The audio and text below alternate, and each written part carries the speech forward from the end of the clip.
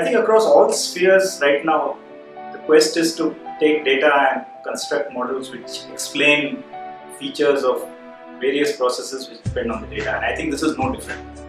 So it's a challenge because I think people have not tried to do it in this sector. People are doing it, of course, in other sectors more effectively, where data is more obvious in some sense, more numerical data. Here there is some subjective data, some numerical data, but I think that I'm pretty confident that given the amount of work that people have done in building data models for different areas, and given the amount of intuition that people have about what's going on here, surely as time goes on, the model will need to be refined, but I think that there will be a workable model pretty soon, and as time goes on, this model will become more and more effective.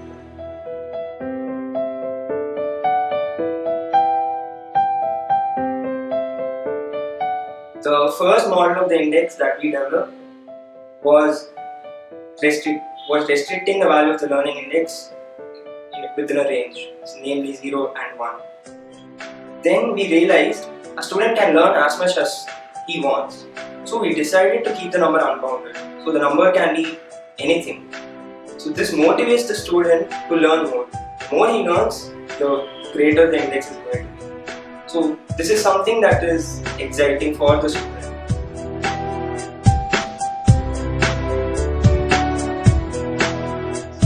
The concept of PK is the most interesting part for me in the whole part of learning index. I liked it because, let's say, a student is having an interest towards art and crafts subject in his 3rd standard. But while he is moving across the standards, let's say by 5th standard, he has developed a strong interest towards sports, and also we are able to see that the interest towards art and craft work has been gradually decreasing in him. This is also being captured by our learning index. I see it as a very unique feature of learning index.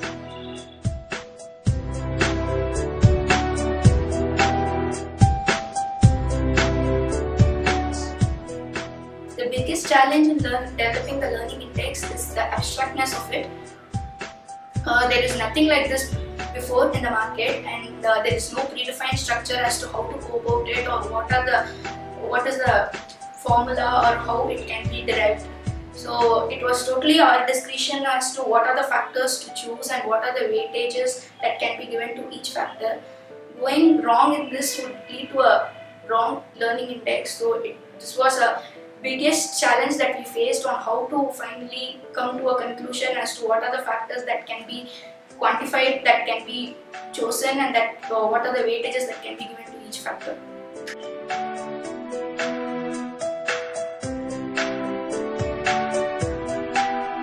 We have to gather a lot of data regarding a student's learning, and this can be about his tuition classes, a number of other competitions, and this will have to be further quantified. Only if we quantify will we get a number that can be fit into the formula.